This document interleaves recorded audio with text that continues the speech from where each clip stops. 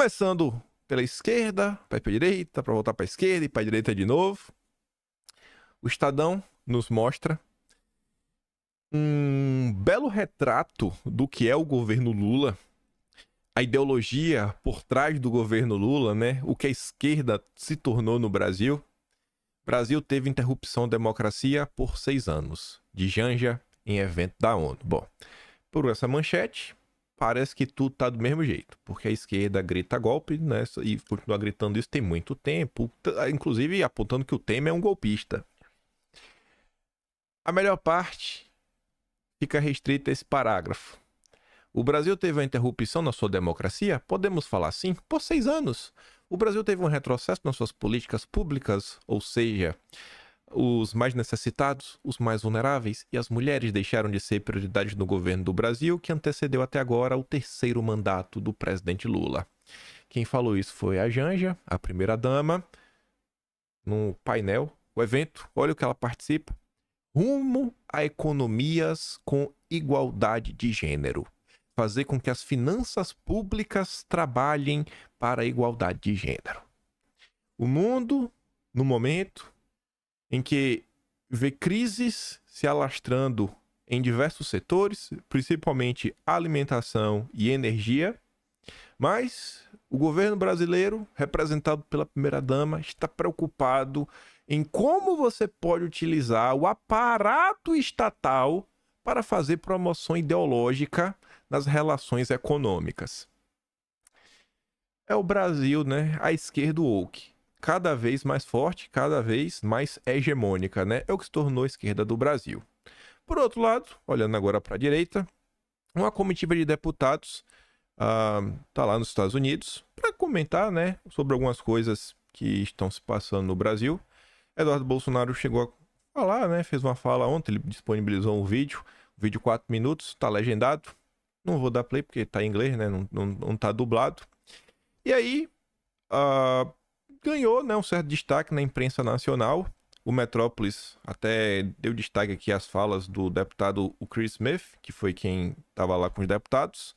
O presidente do Comitê da Câmara dos Estados Unidos diz que brasileiros têm sido alvo de violações de direitos humanos e que a oposição é alvo de perseguição. O que eu vejo no Brasil hoje, principalmente em investigações, né, chamado de governar pela lei, o oposto do Estado de Direito, afirmou Chris Smith, presidente do Comitê Global de Direitos Humanos, ao lado de deputados brasileiros.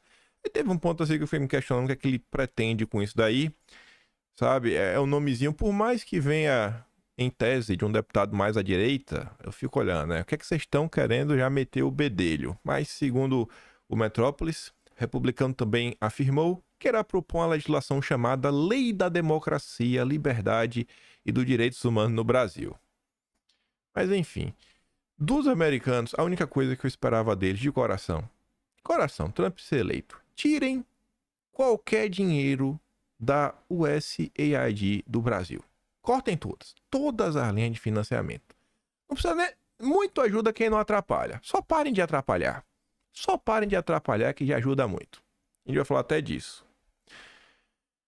Essas movimentações internacionais, é difícil da gente medir o impacto dela, quantas pessoas estão sendo alcançadas, etc, tudo mais.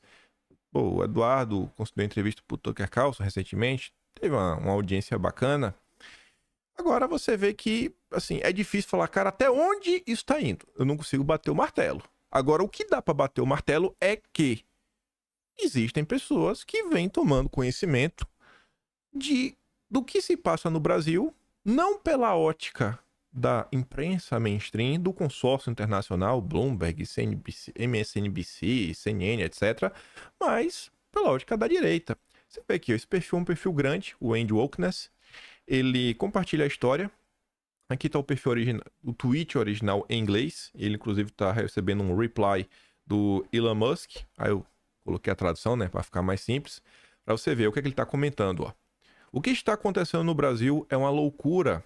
Wellington Luiz Firmino acaba de ser condenado a 17 anos de prisão no Brasil. Seu crime? Bom, subir no topo do Congresso e filmar o protesto do dia 8 de janeiro. Ele não machucou, nem ameaçou ninguém, depois sai relatando o ocorrido. E o Elon Musk fala, uau!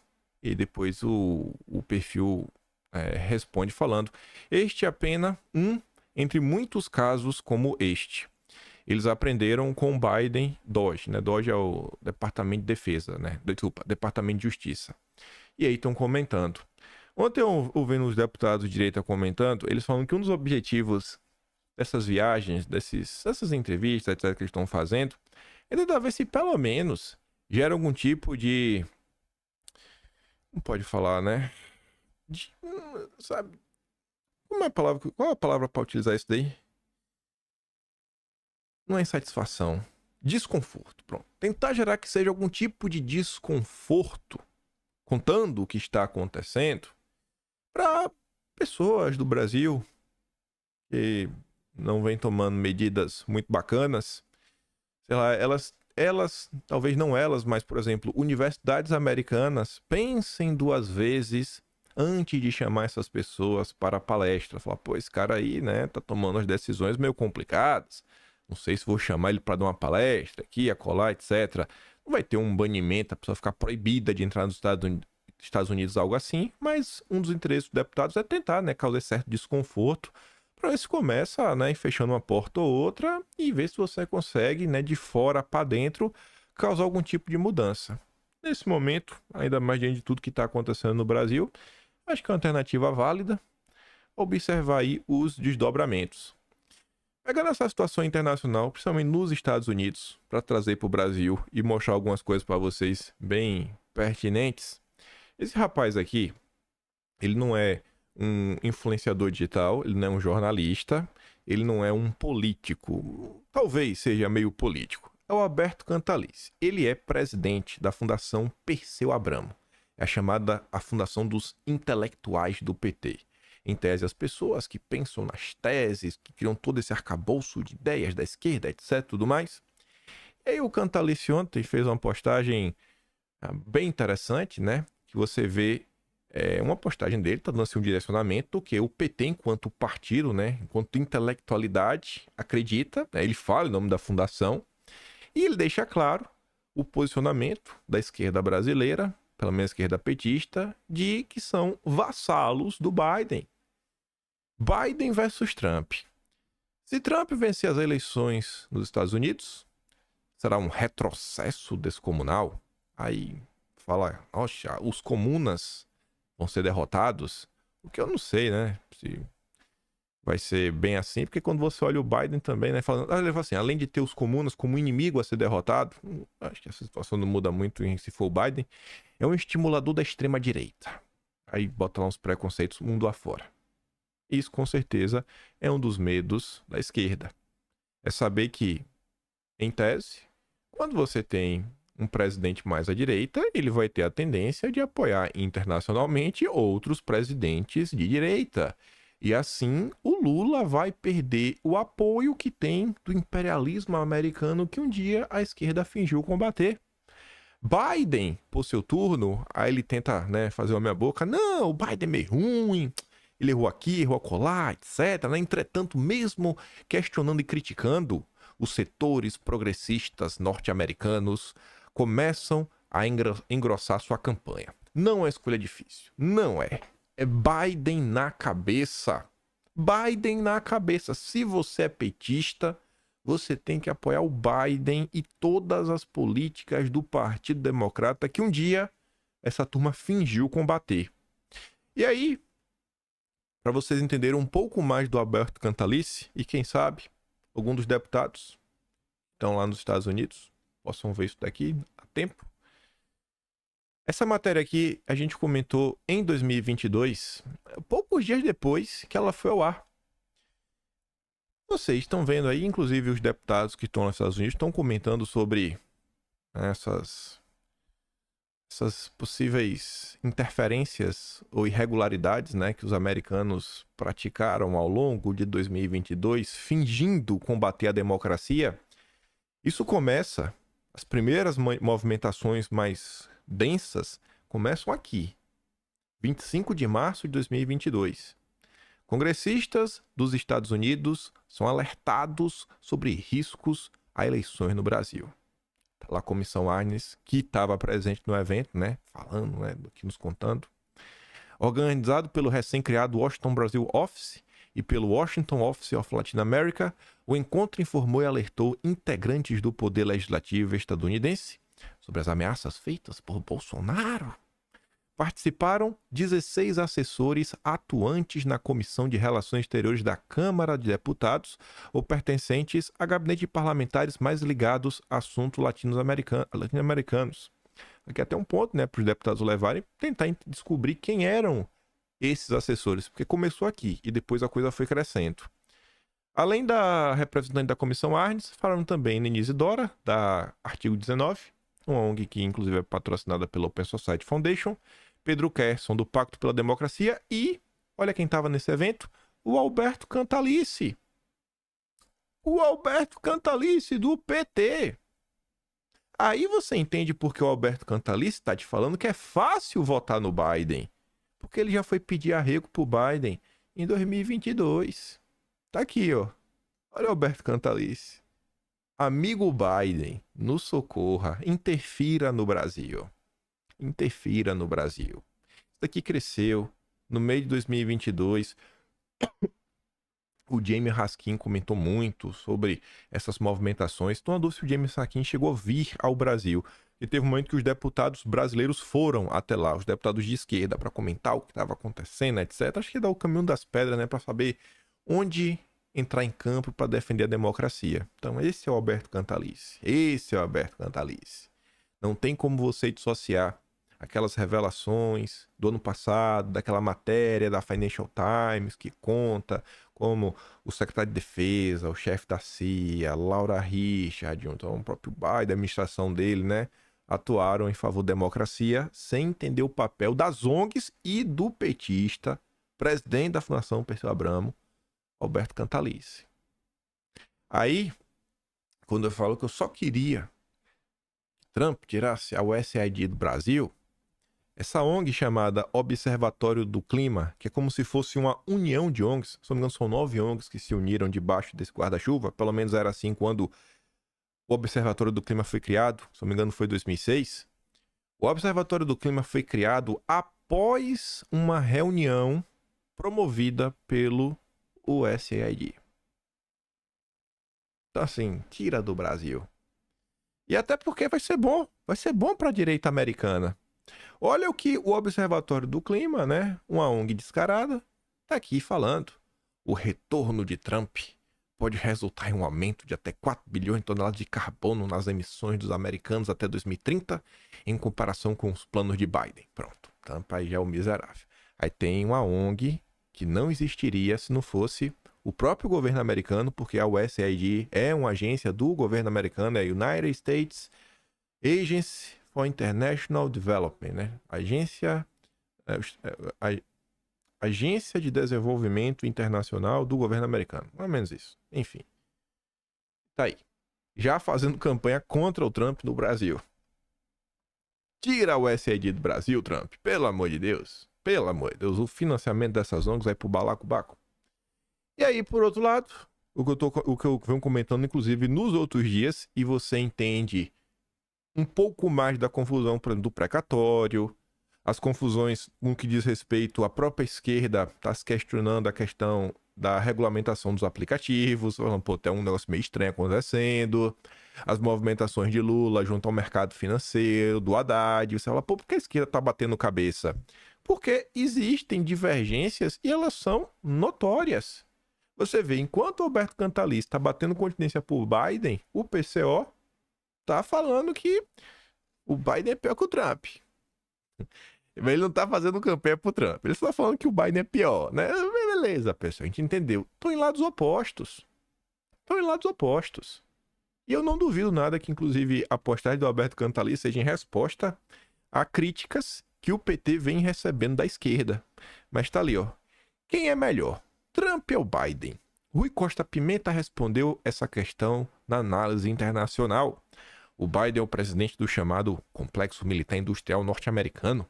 Ele serve esse sistema há décadas. Ele é um homem do sistema. O Trump não é uma pessoa democrática, de direita, não é contra a violência do imperialismo, oposicionismo, etc. É tipo o Alberto Cantalice, né? Ele sai fazendo várias descrições, assim como O Cantalice fez ressalvas antes de apoiar o Biden. O Rui Costa Pimenta faz ressalvas antes de falar que o Trump não é do sistema. O Trump não é do sistema. Aí fala do que pode acontecer no leste europeu. A política dele é de que é um gasto desnecessário ficar se preocupando lá na questão do leste europeu, questão Rússia e Ucrânia. Ele não tem interesse em apoiar todas as operações do imperialismo no mundo. É lá para as tantas ele sai falando, né? Segundo ponto, se fosse o Trump fazendo o que o Biden está fazendo lá no Oriente Médio, né? Assim, a confusão, a situação estaria totalmente fora de controle. Veja os manifestantes, votaram no Biden e estão se manifestando contra ele. Imagina se estivesse se manifestando contra alguém que não votaram. O poder de contenção do Trump não é tão grande quanto o de Biden, ou seja, o Trump seria um governo mais fraco do ponto de vista do apoio geral que ele vai ter, que não tem o apoio do sistema. Aí faz outra ressalva. Isso não quer dizer que nós apoiamos o Trump, né? Que o Biden é pior. Nós apoiamos uma terceira via, né? Socialista. Tá bom. Mas deu para entender. A esquerda tá batendo cabeça. Tá batendo cabeça. E eu vou fazer aqui uma previsão. Que eu acho que no jeito que tá, não é nem mais previsão. Disputa pela Prefeitura de São Paulo, que vamos comentar isso sem falta. Vocês verão o PCO fazendo campanha contra o Boulos e possivelmente, parte dos eleitores do Ciro Gomes, marcando mais um passo na crise que assola a esquerda no Brasil. Pode anotar e me cobrar. Pode anotar para pegar o recorde desse vídeo hoje, dia 13 de março de 2023. PCO fazendo campanha contra o Boulos. Contra. Não vai ficar calado, não. Vai fazer campanha contra o Boulos. Aí vocês vão ver se eu vou estar certo ou vou estar errado. Pode anotar e me cobrar. Aí voltando para a direita, né? Vai e vem, vai e vem, vai e vem. Hoje Eduardo Bolsonaro vai se encontrar com o Trump, propriamente dito. De todas as visitas, eu acho que essa é que tem a maior capacidade de causar impacto, porque uma fala, né, em relação ao Brasil que o Trump fizer tem muito mais impacto, né, muito mais alcance do que qualquer agenda que Eduardo Bolsonaro pudesse ter, né, na qualquer assembleia, né, que seja a Câmara, Senado, etc, tudo mais. Enfim, até porque o que os deputados vão fazer no final do dia? Nossa, tá comentando. É o que os deputados falaram, né? Pelo menos os deputados foram bem honestos. Pô, a gente tá aqui mirando somente ver se causa algum tipo de desconforto, pra ver se o cara, né, cai na real do que tá fazendo no Brasil, pensa duas vezes. O Trump, quer ou não, você pega a própria SID que eu tô falando, pode cortar o financiamento. Mas tá ali, ó. Eduardo encontra Trump e fala sobre brasileiros exilados. Tá previsto para ser hoje, lá em Mar-a-Lago. No encontro, Eduardo Bolsonaro e uma comitiva de parlamentares vão falar sobre a situação de brasileiros exilados nos Estados Unidos e sobre o que consideram uma perseguição em curso a políticos e militantes de direita no Brasil. O deputado entregará ainda uma carta a Trump detalhando as supostas irregularidades. E aí, a notícia que eu falei que vai nos conectar com o tema seguinte: Trump afirma que libertará presos por ataque ao Capitólio se for eleito presidente em novembro. A fala do Trump é aquela ali, ó. Meus primeiros atos como seu próximo presidente serão fechar a fronteira, a questão da imigração desenfreada, e libertar os reféns de 6 de janeiro que foram presos injustamente. Como o Brasil tende a repetir o que se passa nos Estados Unidos com 2 anos de atraso, quem sabe, né, com 2 anos de atraso, a gente pode ver uma coisa similar. E falando disso, da questão do 8 de janeiro, os presos, a Gazeta do Povo trouxe uma nota, né, que eu nem digo assim causa incredulidade, porque tem tanta coisa acontecendo. Comentamos ontem, por exemplo, daquele editorial do Estadão, que o Estadão fala da questão do morador de rua e vai apontando, né, os abusos que foram sendo cometidos ao longo do tempo em nome da defesa da democracia e como isso vem sendo um problema, às vezes maior do que o problema que deveria combater. E aí agora a Gazeta do Povo nos disse que, por semelhança, no contorno da orelha, laudo é usado para incriminar o preso do dia 8. Olha só, essa manchete, ela é uma manchete que eu posso até falar que chega a ser meio que injusta, mas não de mal, mas pelo lado bem. É porque é difícil você conseguir explicar na manchete o que realmente está acontecendo.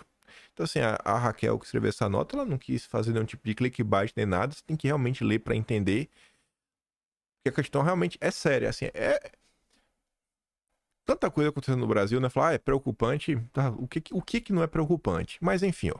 Um laudo comparativo de imagens emitido pela Diretoria Técnica Científica da Polícia Federal. Não é nenhum perito aí contratado particular, não. Polícia Federal. E pelo Instituto Nacional de Criminalística, foi usado de forma equivocada para gravar as denúncias contra o homem preso no acampamento em frente ao QG em Brasília, nos atos do dia 8. A única semelhança confirmada pela perícia foi o contorno das orelhas, o que evidencia que as imagens avaliadas não representam a mesma pessoa. Você não está entendendo errado. No entanto, a PGR aceitou o laudo como prova. O laudo que diz que aparentemente não é a mesma pessoa. Aceitou como prova de que o réu estaria no interior do Palácio do Planalto durante as ações do dia 8 e enviou ao Supremo um pedido para atribuir 5 novos crimes contra o cara. Aí tá ali a fala dele. Só que eu não entrei em nenhum prédio público e o próprio laudo mostra que não sou eu nas imagens. Então, como me denunciam por esses crimes que podem dar até 17 anos de cadeia? Questiona o paranaense Daniel Luciano Bressan, que agora responde por abolição violenta do Estado Democrático de Direito, golpe de Estado, associação criminosa armada, dano qualificado e deterioração de patrimônio tombado da União. Aí para você entender o que realmente está no laudo. Análise pericial, datada de junho de 2023, foi assinada pelos peritos criminais Antônio Scarpelli e Ronaldo Rodrigues da Silva. O documento compara fotos de Bressan tiradas pela PF no momento de sua prisão em 9 de janeiro de 2023. E aí compara essas imagens com de uma pessoa que foi gravada pelo circuito interno de câmeras do Palácio do Planalto no dia anterior. Essa análise apontou divergência nos rostos, em relação à linha de implantação do cabelo, forma de fronte e desenho da sobrancelha. Cabelo diferente, sobrancelha diferente. Ó, cara, não é a mesma pessoa. A única semelhança percebida pelos sistemas foi no contorno da orelha, o que levou à conclusão de que os resultados obtidos enfraquecem levemente a hipótese de que o paranaense seria uma das imagens. O laudo pergunta, o cara aqui das imagens que entrou aqui é esse cara que foi preso? O laudo diz que, olha, pelas imagens, essas imagens enfraquecem a tese que seja ele. Ao analisar cabelo, sobrancelha, isso enfraquece. Enfraquece a possibilidade de ser ele, não fortalece. Né? Nem 0 a 0.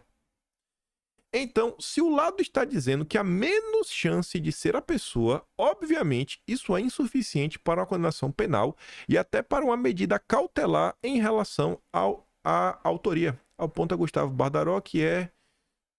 Puxa, tá cortado. Pera aí, só um segundo.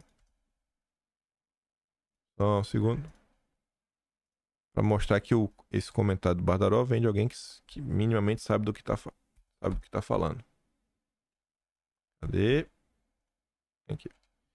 Gustavo Bardaró, que é professor titular de Direito na Universidade de São Paulo, da própria USP. Aí para você entender por que diz que enfraquece, laudo enfraquece a hipótese de que o homem das imagens seja Bressan. De acordo com ele, laudos como esse usam uma escala de -4 a +4 para indicar se as imagens avaliadas apresentam a mesma pessoa. Quando teve aquele caso do Apio, que os meses passaram e o Apio assumiu que ele passou um trote, né, pro menino, que fizeram a perícia na voz para ver se a voz era do Apio, se eu não me engano deu +3, indicando que, cara, tudo indica que a voz é do Apio. De -4 a +4 deu +3. Nessa escala, o número 0 mostra que a análise nem enfraquece e nem fortalece. Fica no 0 a 0, né, nessa escala. Enquanto os outros níveis, para cima e para baixo, mostram um lugar de enfraquecimento ou fortalecimento da suspeita. Ao nível em que o resultado fortalece levemente a hipótese, fortalece pouco, fortalece muito ou fortalece muitíssimo. E o mesmo em relação ao enfraquecimento, explica Bardaró. E o laudo do Bressan não foi nem 0. que seria nem enfraquece, nem fortalece. Foi -1. Foi -1. O que reduz a possibilidade dele ser a pessoa das imagens. Acabamos de ver ontem o editorial do Estadão falando do caso do morador de rua. Ele não estava participando de quebradeira nenhuma. Ficou 11 meses preso. Podemos estar vendo outra pessoa ser acusada de crimes que não cometeu e um laudo enfraquece a chance dele ser o cara das imagens.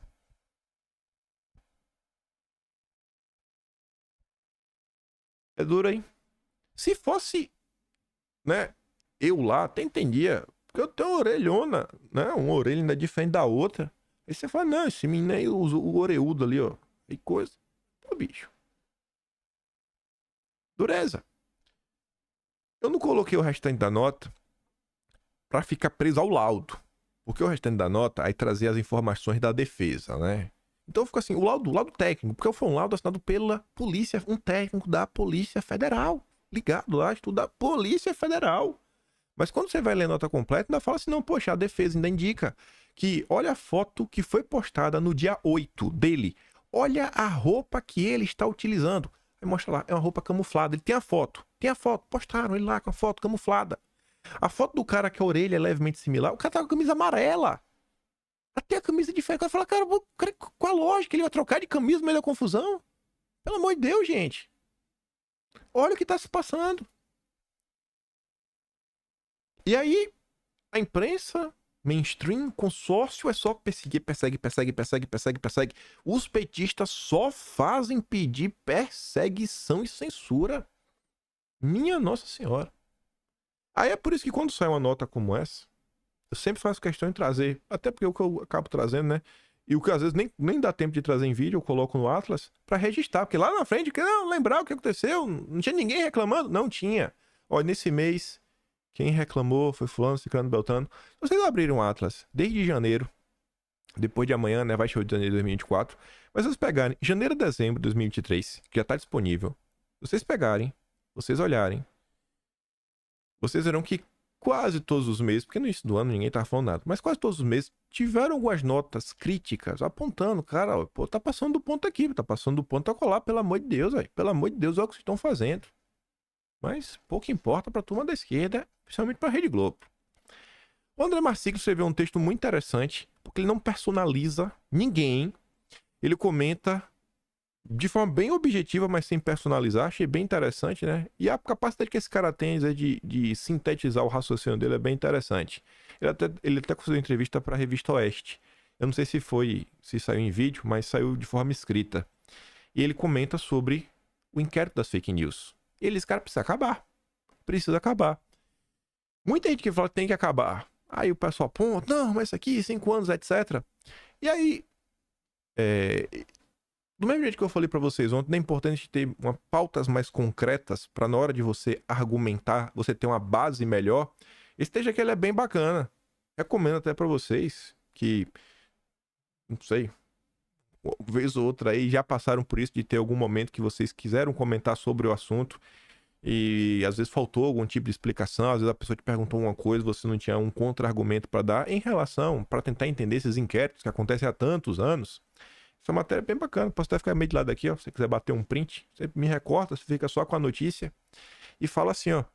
Não faz o menor sentido que uma democracia se leve a sério e tenha inquéritos excepcionais completando 5 anos de existência, como ocorrerá com o das fake news na quinta-feira, dia 14, amanhã. Na verdade, não se trata de mas de 8 inquéritos que orbitam em torno do Supremo como tentáculos em torno de um povo. Fui o primeiro advogado a atuar nos inquéritos, à época defendendo a revista Cruzoé da censura que lhe impõe a corte. E posso garantir que não se trata de tarefa fácil. Tudo sob sigilo e o direito das partes relativizado a todo tempo. E para que tanto gasto de energia e verba pública? Para a democracia ser preservada de seus inimigos. Vai alguém dizer isso? Cara, para que tanta energia gasta? Para que isso? Para defender a democracia, né? Temos que proteger a democracia, é por isso que tem tanto empenho. Mas Um combate que se perpetua e é travado sob um regime de exceção de direitos e garantias fundamentais se torna ele próprio o maior inimigo da democracia. Inquérito serve para investigar algo concreto. Não existe possibilidade jurídica de investigar uma pessoa ou um fato por 5 anos, não chegar a nenhuma conclusão e tudo seguir normalmente. Aí, olha o que ele começa a falar agora. Os atos do 8 de janeiro, tão propagados como graves, e o suposto planejamento de um golpe de Estado, tão propagado como concreto e danoso, não foram previstos nem desmantelados por nenhum dos inquéritos. As autoridades fizeram questão de dizer terem sido todas elas pegas de surpresa. Ele tá falando assim, cara, você tem um inquérito que tá investigando um monte de coisa, 5 anos, e você não conseguiu, ao longo desse processo, investigando em tese, né, os autores intelectuais, você não conseguiu prever que tinha essa confusão, que ia ter a confusão do dia 8? Se nossa democracia esteve realmente por um triz, como dizem essas autoridades, mesmo existindo inquéritos com poderes ilimitados e investigações colossais há 5 anos, parece estar mais do que óbvio que as investigações infinitas não cumpriram a sua função. No lugar de serem imprescindíveis, elas foram ineficazes. Você não conseguiu prever nada. Você não conseguiu evitar o pior. Ou seja, se tivemos ou tivermos uma democracia em perigo, os inquéritos não se justificam. E não se pode conceber serem justificáveis, pois, nesse caso, só servem como trampolim para exercício desproporcional de poder de uma instituição de Estado e de seus servidores públicos. A democracia não precisa de inquéritos sigilosos para se proteger. A democracia precisa de democracia, é o suficiente. O inquérito das fake news e seus desdobramentos, todos precisam acabar. Em outra seara, mas ainda tratando aí de questões jurídicas, para surpresa de ninguém, o Ministério Público Eleitoral recomenda a cassação de Jorge Seife, eleitoral, por suposta interferência de Hang na eleição de 2022. Entenda. Abuso aí de poder político. O Hang, rapaz. Fez campanha por Jorge Seife, né? Precisa falar alguma coisa? Não, né? O cara que ficou em segundo lugar é do PSD. Partido do Kassab. Não sei se foi ele, né, que abriu o processo aí contra o Seife. Eu sei que Bolsonaro tá bem satisfeito com o Kassab. E eu acho que Bolsonaro tem razão pra estar insatisfeito. É difícil ter oposição num país desse, né? Abuso de poder político e econômico, né? O Hang só foi eleito por causa disso. E engraçado é assim. O Hang teve 39% dos votos. O segundo colocado teve 19%. Será que o Luciano Hang é tão poderoso ao ponto de ter entregue mais de 21% dos votos para tirar a vitória do outro cara? Esse Luciano Hang, viu? Rapaz, poderosíssimo, rapaz. Poderosíssimo. Ainda falando, né? Eleição, judiciário. Ah, Jesus, não sei nem como falar isso daqui. Mas ontem tivemos um evento. É engraçado como são as coisas, né? Estado não hesitará em usar poder de polícia contra fake news. Avisa Lewandowski. Nem tinha percebido, né? Para quem tava achando complicado o poder judiciário entrando em campo, o poder executivo avisa que vai entrar também. Juntos e misturados. O Estado brasileiro não hesitará em usar o poder de polícia para combater a proliferação de fake news no período eleitoral. Lewandowski assinou, na terça, termo de cooperação com o TCE para atuação conjunta. Sem atuação conjunta, o bicho já tava pegando, imagina agora. Pelo menos o Lewandowski me conforta que ele fala, ó, não será um órgão censura. Não vai ser censura, mas que antes de mais nada veio para proteger a democracia. Ah, essa democracia pronta, viu? Eita democracia que segue abalada. Que democracia abalada, viu? E aí, enquanto o Lewandowski tenta me acalmar, falando que não vai ter censura, eu vou ler o que a esquerda tá comentando. O Leandro Fortes ali abaixo é do DCM, e o Hugo Albuquerque é um professor aí, influenciador da esquerda. A questão das plataformas, na verdade, é o seguinte: não tem jeito. Ou criamos aplicativos públicos, cooperativos e nacionais, ou temos que não tem jeito. É como dizer, o governo tem de se comunicar melhor em redes viciadas que favorecem a extrema-direita em escala global. Pronto. A direita, que critica todo santo dia as big techs. Não, vamos melhorar. As big techs, que na maior parte do tempo só punem perfis de direita, estão favorecendo a direita. A cortina de fumaça. As big techs punem a direita, cortina de fumaça, para esconder que na verdade elas estão ajudando a direita. Essa é a tese do petismo. E aí, para você salvar o Brasil, você tem que tirar as redes sociais todas, Facebook, Instagram, YouTube, tira todas. Aí você cria o YouTubras, Facebras, Instabras, Xbras, né, que agora não é mais Twitter, é o Xbras. Pronto. Aí você vai ter as redes do Lula. Aí você já proíbe as pessoas de direita de entrar lá. Você bota lá o campo político, você bota lá, saber quem você vota, lá, Bolsonaro, votou em Lula. Você tem engajamento gigantesco. Botou em Bolsonaro, nem a sua mãe vai ver a sua postagem. É capaz de você pegar o celular, clicar no perfil, a tela ficar branca. Você não conseguir nem ler o que está escrito. Nem você mesmo vai ver sua postagem. Porque você é de direita. Inacreditável. É só isso que a esquerda tem para oferecer todo dia. Censura e perseguição. Aí vem lá o cara do DCM. O povo da esquerda comemorando que Lula vai dar entrevista no SBT. Era que boicotar essa merda golpista. Que apoiou integralmente Bolsonaro após nomear um ministro das comunicações que era genro de Silvio Santos. É muita síndrome de Estocolmo? É de cair o fiofó? Eu acho que a esquerda deve ter escutado, né, o Leandro Fortes, porque realmente foi um boicote. Ninguém assistiu a entrevista do Lula. Foi um fracasso. Agora eu entendi. Não é que foi um fracasso, não é que flopou. Foi um boicote, gente. Foi um boicote. Esse é o Brasil. Esse é o Brasil. Brasil. E aí sim, falando agora de eleições propriamente dito, vamos voltar uns dias atrás para você ver como já está o clima no Brasil, principalmente na cidade de São Paulo, que a cidade de São Paulo vem indicando que vai nacionalizar. Pelo menos é o que o Lula está tentando fazer. E a cidade de São Paulo é peça-chave em qualquer articulação que visa 2026. Aí veja como já estão as coisas. Inclusive, a gente pegando um gancho na esteira das fake news, que não serão toleradas. Mas no período eleitoral, como não chegou ainda, então Boulos está de boa. Vejam só. Semana passada, ou no final da semana retrasada, saiu a notícia, né, já dando repercussão ao que o Boulos tinha aprontado. Tabata critica Boulos por escondê-la em publicação sobre pesquisa e questiona: erro ou safadeza? Boulos, você é um safadinho ou você errou? Aí, vocês vão ver a pesquisa, eu vou mostrar pra você a imagem. O Boulos fez uma montagem maluca, que o Estadão até diz, ó. Uma das estratégias de Boulos é se apresentar como um candidato de uma frente democrática capaz de derrotar o bolsonarismo na capital paulista. Em nenhuma dessas leituras, não importa o quanto eu me esforce, eu consigo entender de onde Boulos tirou esse gráfico que ele postou.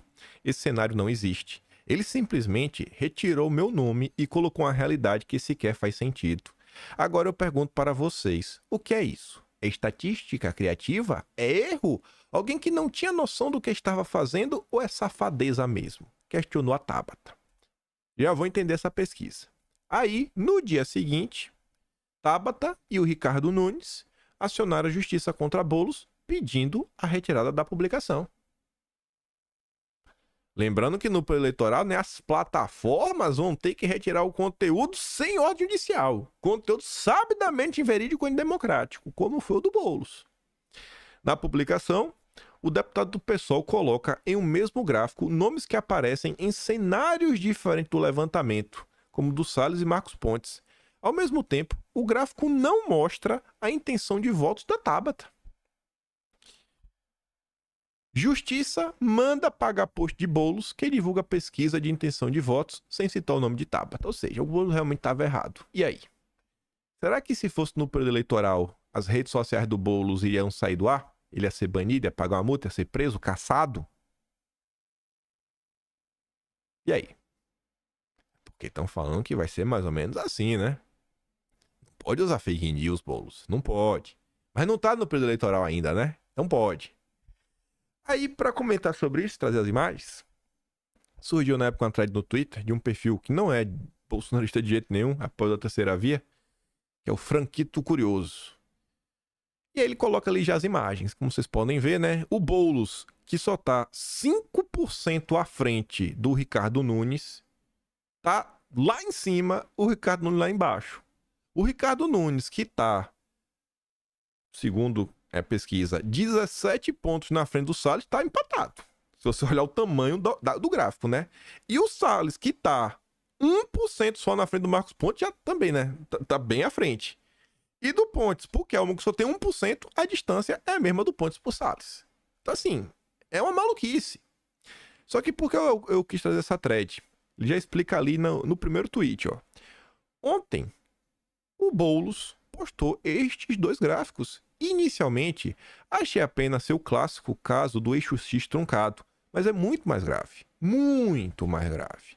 Vem que eu te explico. A primeira postagem foi essa. Notem o quanto o tamanho das colunas está desproporcional. 34%, muito maior que 29%, que está quase igual a 12%, que é enganoso. Mas tinha uma mentira também contra contra qualquer adversário, mas omitindo Tabata e o Kataguiri. Tá ali, ó. Boulos lidera com 34% contra qualquer adversário, tá? Mas cadê a Tabata e o Kataguiri? E é engraçado ver que o Boulos já entende que Kataguiri e Tabata são a mesma coisa. Ele exclui os dois, né? O MBL é o puxadinho do lema. Talvez, assustado com a má repercussão, a campanha apagou o post e colocou esse aqui novamente com X fantasioso. Contra qualquer adversário. Aí colocou contra qualquer bolsonarista. Mais uma vez confirmando, né? Kataguiri e Tabata é a mesma coisa, não são bolsonaristas, então dá pra tirar os dois. O fato de nomear apenas os adversários ditos bolsonaristas explicaria a omissão de Tabata e o Kataguiri, certo?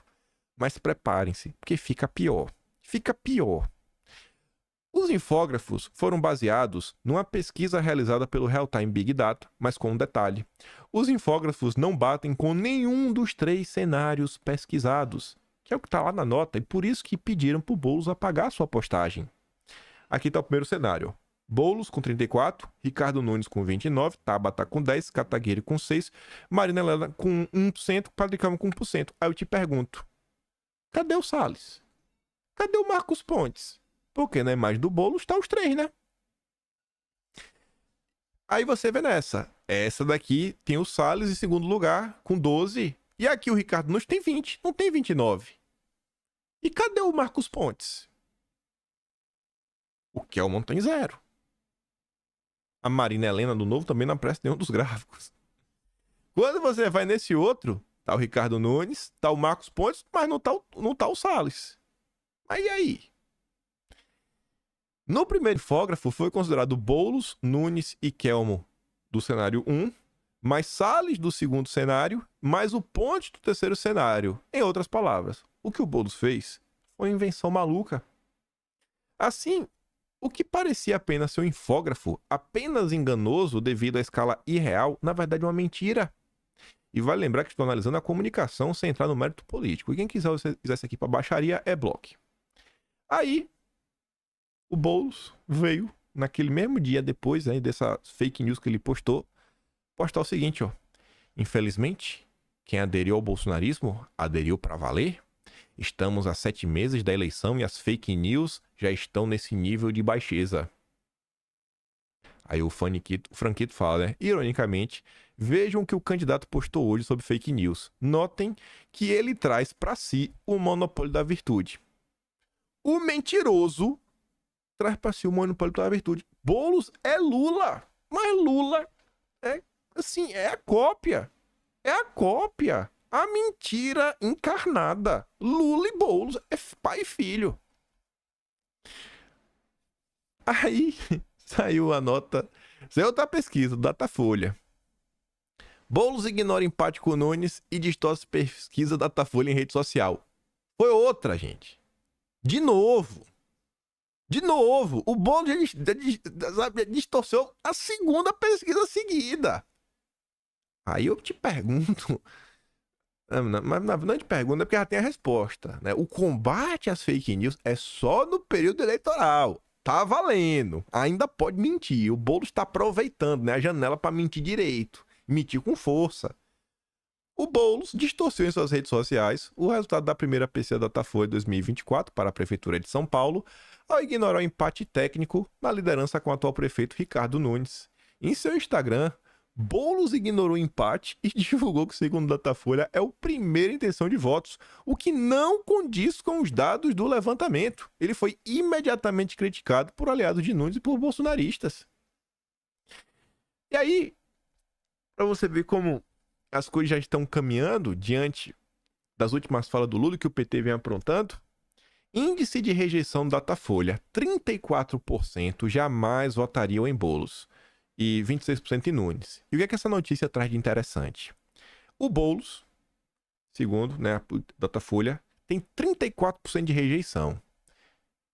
Segundo parágrafo, na pesquisa anterior era 29%.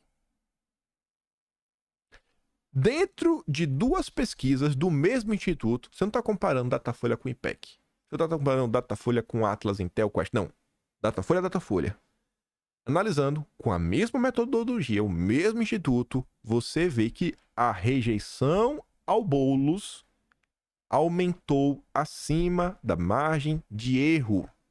E isso está acontecendo na esteira que a campanha do Boulos está nacionalizando. E por quê? Por que está nacionalizando? Quer falar o quê? Não entendi. Veja então. A mesma pesquisa da Datafolha também foi dar um bizu sobre o Lula. Reprovação de Lula sobe 9 pontos e atinge 34% na cidade de São Paulo. A rejeição do Lula está, inclusive, no mesmo patamar do Boulos, né? Crescendo junto. Crescendo junto. Quanto mais besteira o Lula fala, mais repercute no Boulos. O que também nos comprova que Boulos é literalmente Lula 3.1. Sem estar Lula 3.0, agora Lula 3.1. É atualização. É atualização. Lula 3.1. É flex. E a pior coisa que pode acontecer pro Brasil é ter o Boulos na cidade de São Paulo. A reprovação do governo Lula cresceu 9 pontos em um intervalo de pouco mais de 6 meses. Sua aprovação caiu 7%. Lula tá derretendo. Porque o Brasil tá um caos. E vai piorar. A aprovação a Lula em Salvador cai de 57% para 50%. A queda foi de dezembro de 23 a março de 24. A taxa foi apurada, precisa Atlas Intel. Aí, voltando para a Datafolha, pra gente falar agora de Bolsonaro, foi feito um levantamento que, rapaz, 63% dos eleitores paulistanos rejeitam apoiar um candidato ligado a Bolsonaro. Aí, Mário Sabino, que odeia Bolsonaro, mas eu acho que acho que ele odeia mais o petismo do que Bolsonaro. Acho que ele é mais antipetista do que antibolsonarista.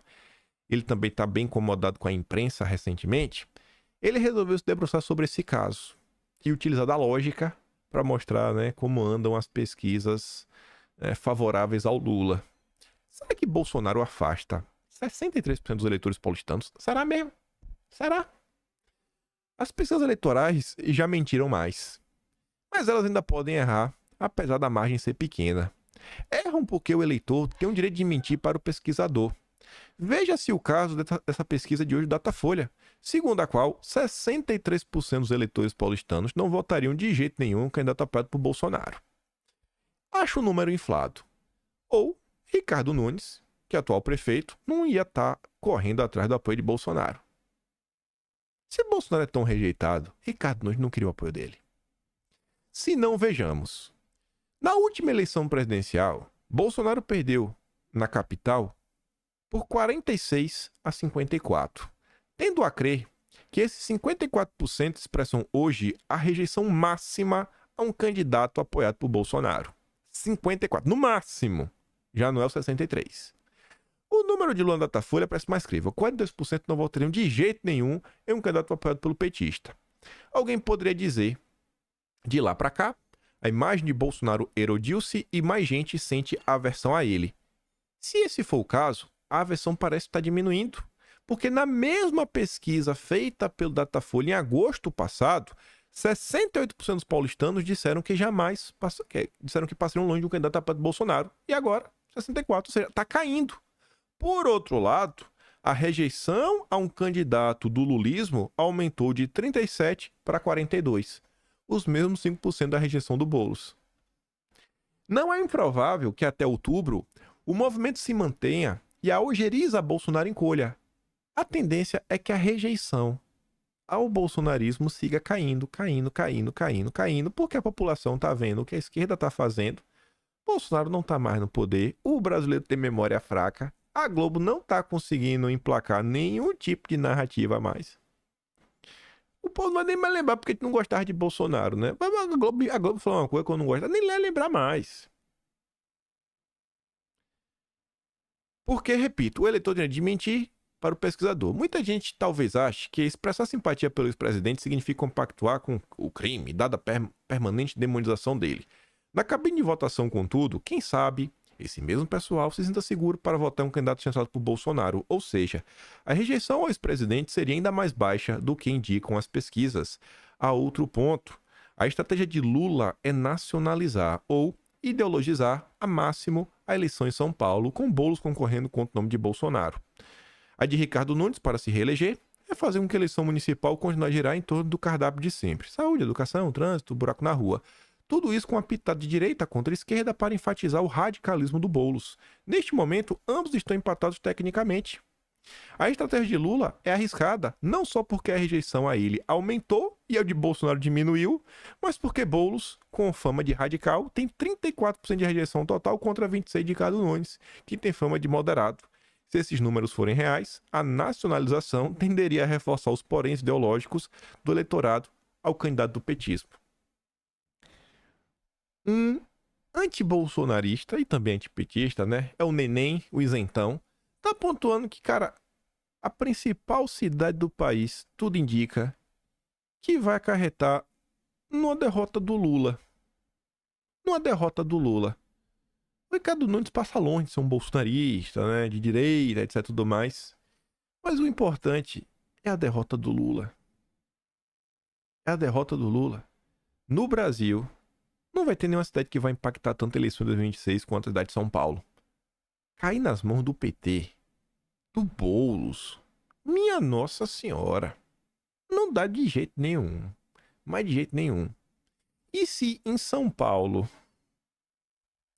que Bolsonaro, né, perdeu na capital, já tá assim, imagina no restante do país. Eu tenho uma chama de esperança que ela tem dia que ela cresce no coração. Eu fico olhando o cenário e falo, rapaz, a chama tá mais forte, tá maiorzinha, né? Então que tá abanando ela, pra ver se ela cresce. De coração me vendo, pô, os deputados aí se movimentando, PL indo, aos trancos e barrancos. Bolsonaro com aquele tesão de fazer campanha, de rodar o Brasil. Rapaz, se eu pudesse ser candidato, tá indo agora lançar a candidatura do Ramagem. Assim, tá, você vê, pô, o cara podia estar de braço cruzado, mas tá empolgado. Tá empolgado. Quer lançar candidato, ou pelo menos ter alguém assim, não, esse cara aqui, a gente vai ter algum espaço nas prefeituras com cidades acima de 200 mil habitantes. Quero não criar, né, falsas esperanças, né, nem animar ninguém, mas falo pra vocês, de forma assim bem ponderada, pé no chão, uma chama de esperança, né, vem crescendo no meu coração. E aqui só pra vocês darem risada, né, gente, depois de tudo que o MBL fez pra eleger o Lula, de tudo que o MBL fez pra destruir o governo Bolsonaro, o MBL não conseguiu espaço no Ministério das Comunicações do Juscelino, nem nos outros ministérios que foram entregues aí à União Brasil. Foram limados, não conseguiram nenhum carguinho. E agora, né, tomaram a rasteira do Alckmin. Governo Lula, né, Leo? Governo pede ao Ministério Público que investigue se polícia fez operação ilegal contra exploração sexual infantil com Arthur Duval, né, o Mamãe Falei em Marajó. Olha o MBL agora tá falando, acredite se quiser, o governo Lula quer que Arthur Duval seja investigado. É mesmo? Isso aqui se chama karma. É o karma do voto nulo. Fizeram campanha para desidratar, tirar voto de Bolsonaro e estão recebendo aí todo o amor dos petistas. Só consigo falar duas palavras. Bem feito. Bem feito. Bem feito. Mas bem feito. Bem feito. Vai lá, ministro. Vai lá. Vamos investigar o que ele tá fazendo, né? Comentando aqui de umas coisinhas do governo Dilma. Não vou terminar de comentar tudo. Deixar umas coisas para amanhã. Ontem o Dilma fez essa fala aqui. Mulher com profissão não depende do pai para comprar batom e calcinha. Não discordo muito do Lula. O problema é só que se fosse Bolsonaro fazendo isso, né? Ia ser um Deus nos acuda. Como é o Lula, ele pode falar o que quiser que não pega nada.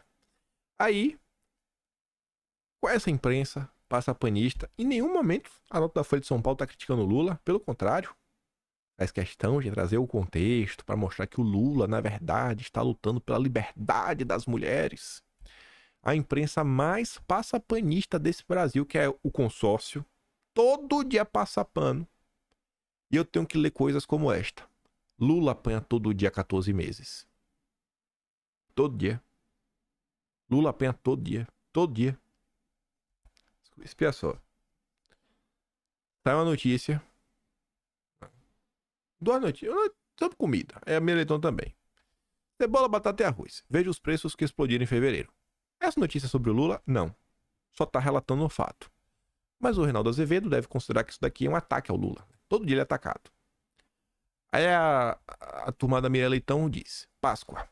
Preço do cacau sobe 75% e impacta no valor dos chocolates. O Brasil ocupa o 6º lugar na produção mundial e importa o produto de países africanos. Aí você vê a Folha de São Paulo também trazendo um fato. Inflação oficial do Brasil acelera em fevereiro para 0,83. Acelera! Aí vem de novo a turma da Miriam Leitão. Apesar de mais alta, a inflação de fevereiro traz boas notícias. Olha, gente, a inflação que representa que os preços estão aumentando, né? Veio mais alto. Esperado, tá acelerando. Mas isso é bom, viu? Isso é bom. Analistas dizem isso. E o Reinaldo Azevedo tem a coragem de falar que Lula está sendo atacado todos os dias há 14 meses. 14 meses. Não, é bom, mas é ruim. Ou é ruim, mas é bom, né? Não, inflação. É ruim, mas é bom. Não, é alta, mas é bom. É bom, entenda. Entenda. Miriam então vai te confirmar isso. Ai. Nível de endividamento das empresas está próximo ao da crise de 2015. Entre as companhias da Bolsa, 15,5% não geram caixa suficiente para cobrir suas despesas financeiras, mostra o da FIP. As companhias brasileiras continuam com dificuldades para cumprir seus compromissos financeiros, mesmo após os cortes na taxa básica de juros, a Selic. Paralelamente, os índices de inadimplência das companhias divulgados pelo Banco Central vêm crescendo aceleradamente desde meados de 2022. O nível atual é mais que o dobro do registrado 3 anos antes, no final de 2020, quando atingiu 1,45. Lula tá pior do que o Fique em Casa. Nem na época do Fique em Casa tava tão ruim. Mas não pode criticar o Lula. Não pode criticar. Eu não vou comentar esse negócio da Vale hoje. Teve ontem, o cara demitiu, apresentou uma carta. Eu quero comentar isso com calma. Eu quero trazer umas notícias da Petrobras e duas notícias internacionais. Uma que envolve o Trump e outra que envolve uma questão que está acontecendo na Europa Oriental. A gente comentar tudo junto. Mas tá aí. Você não pode criticar o Lula. Aí a turma não entende porque está aumentando a rejeição. Aí o Lula quer nacionalizar a campanha. Aí você vê o bolo derretendo. E, por outro lado, a imprensa quer te fazer acreditar que o apoio de Bolsonaro não serve de nada. Na verdade, a gente sabe que no final do dia, essa história é para tentar afastar os políticos de Bolsonaro. Tentar convencê-los de que não cedam espaço nem para Bolsonaro, nem para seus aliados, porque isso é ruim para vocês. Entenda. Confiem na gente. Confiem na gente.